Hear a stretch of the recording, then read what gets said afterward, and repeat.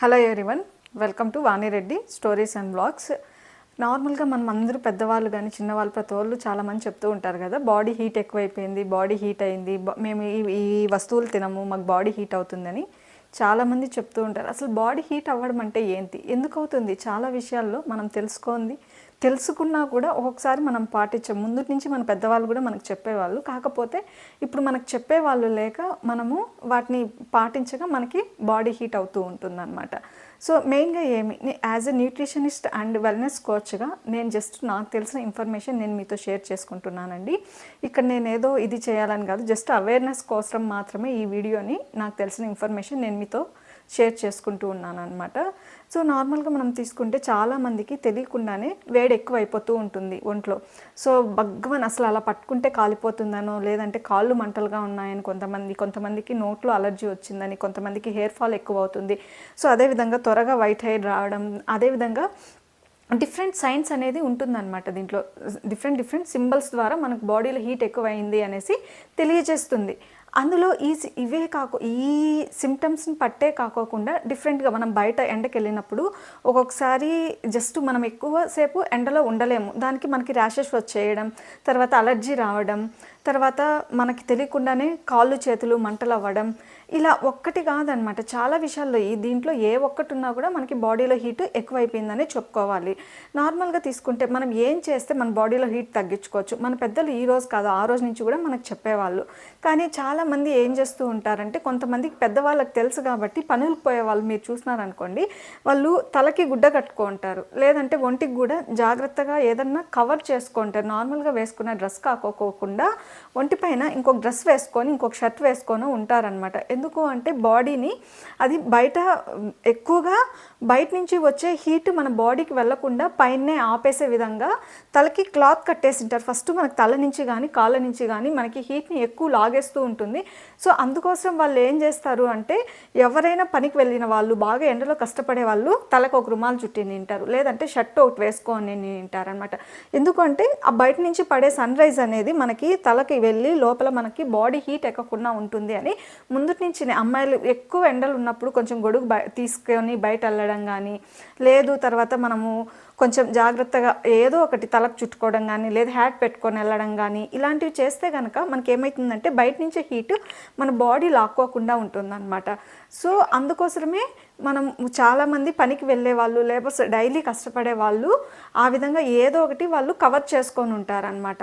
లేదు అంటే extra shirt వేసుకోవడము, ఈ విధంగా ఇలా ఫాలో అవుతూ ఉంటారు.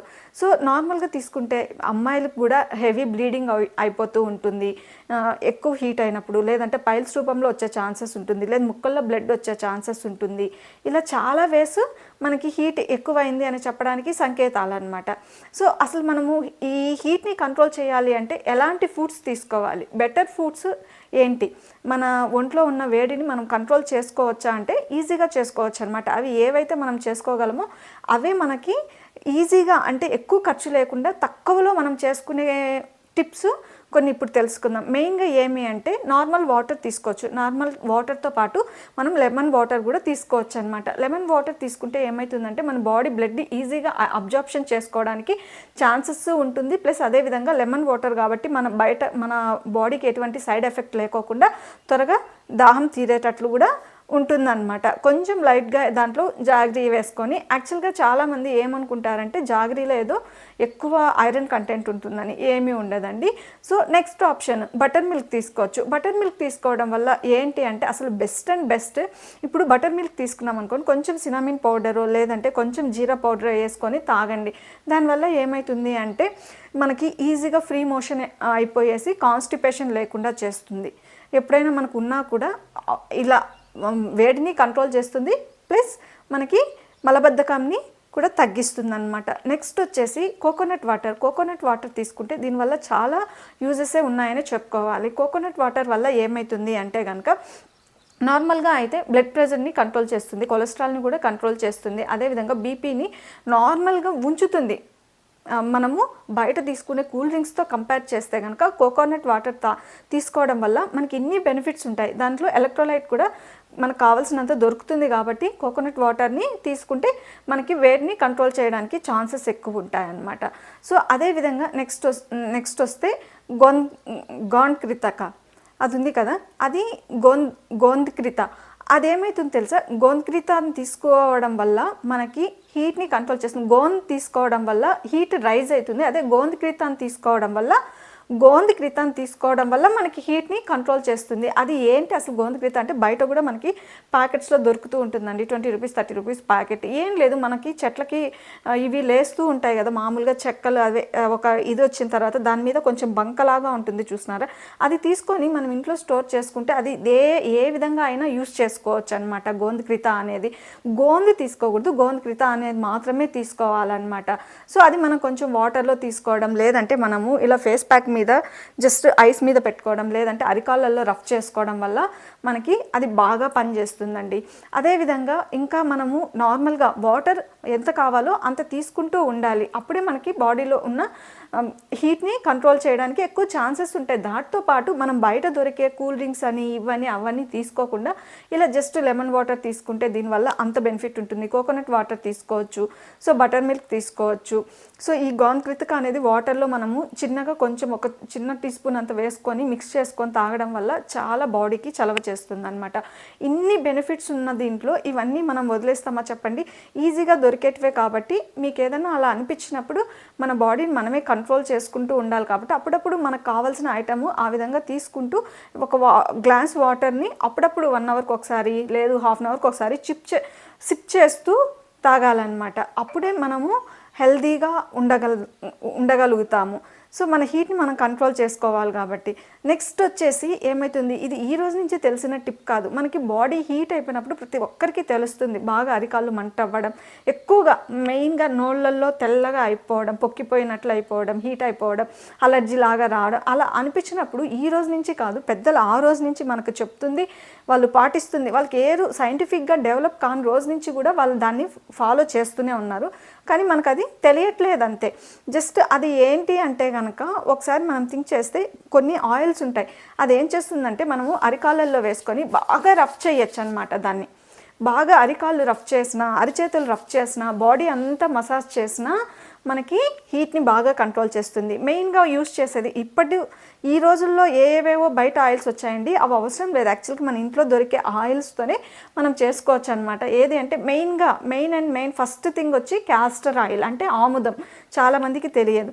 సో క్యాస్టర్ ఆయిల్ని అప్లై చేసుకోండి. అదేవిధంగా కోకోనట్ ఆయిల్ని కూడా, తర్వాత సెస్మి సీడ్ ఆయిల్, అదేవిధంగా నెయ్యి. ఈ 4 ఆయిల్స్ని కానీ మీకు ఏదైనా అలా అనిపించినప్పుడు చాలా రిలీఫ్ ఇస్తుంది. ఇన్స్టెంట్ రిలీఫ్ ఇచ్చేది ఈ 4 ఆయిల్స్ అనమాట. ఏంటి అంటే అరిచేతులు, అరికాళ్ళు, బాగా తలకి ఇప్పుడు కాదు ముందు నుంచి కూడా మన పెద్దలు ఏం చేసేవాళ్ళు, బాగా హెడ్ అంతా ఇలా మసాజ్ చేసేవాళ్ళు కదా. ఎందుకు అంటే హీట్ని కంట్రోల్ చేస్తుంది అని వాళ్ళు ఆ విధంగా చేసేవాళ్ళు అనమాట. బయట పోయినప్పుడు కూడా ఎండ ఎక్కువ ఉంది, ఆయిల్ పెట్టుకొని వెళ్ళండి అని చెప్తారు మనకి. ఎందుకు అంటే ఆయిల్ హీట్ ఎక్కువ లాక్కుండా ఉంటుంది ఆయిల్ అనేది ఉంటే గన అని అది బాగా కంట్రోల్ చేస్తుంది అనమాట తలకి ఆయిల్ పెట్టుకుంటే కనుక.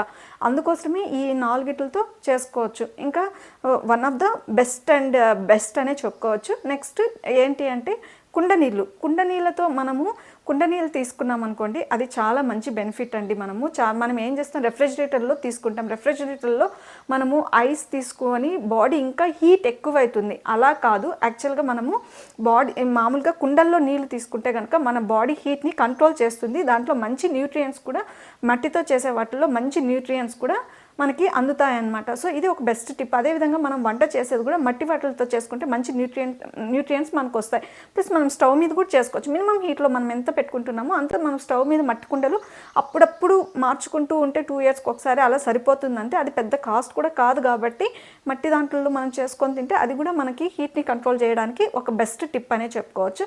నెక్స్ట్ ఇంకొకటి ఏంటి అంటే చాలామంది తెలియక చేసే పొరపాటు ఏంటంటే సమ్మర్లో హాట్ వాటర్ ఎక్కువ యూస్ చేస్తూ ఉంటారనమాట. సమ్మర్లో ఎప్పుడు కూడా మనం లైట్ వాటరే వేయాలి. ఎప్పుడు కూడా తలని పులిమేటప్పుడు మాత్రం మనం చలినీళ్ళ స్నానమే చేయాలి. ఎందుకంటే ఎక్కువ కానీ హాట్ వాటర్ కానీ మన తలకు, అది చలికాలమైనా ఎండాకాలమైనా, ఎందుకు అంటే మన తల ఏమవుతుందంటే త్వరగా వైట్ హెయిర్ తర్వాత డాండ్రఫ్ వచ్చే ఛాన్సెస్ ఎక్కువ ఉంటాయి. అదేవిధంగా హెయిర్ ఫాల్ కూడా ఎక్కువ అవుతుందన్నమాట హాట్ వాటర్, మరీ హాట్ వాటర్ యూస్ చేయడం వల్ల. గోరువెచ్చని నీళ్ళతోనే ఎప్పుడు కూడా మనం తలస్నానం చేసుకోవాలి. అదే మనకు మంచిది, హీట్ని కూడా బాగా కంట్రోల్ చేస్తుంది. బాగా లాగేసి మన హీట్ని కంట్రోల్ అయ్యేదానికి చాలా అవకాశం ఉంటుందన్నమాట ఏది గోరువెచ్చని స్నానం చేసుకుంటే కనుక. సో మన వీడియో ఇన్ఫర్మేటివ్గా అనిపిస్తే లైక్ చేసి సబ్స్క్రైబ్ చేసుకోండి. Thank you everyone.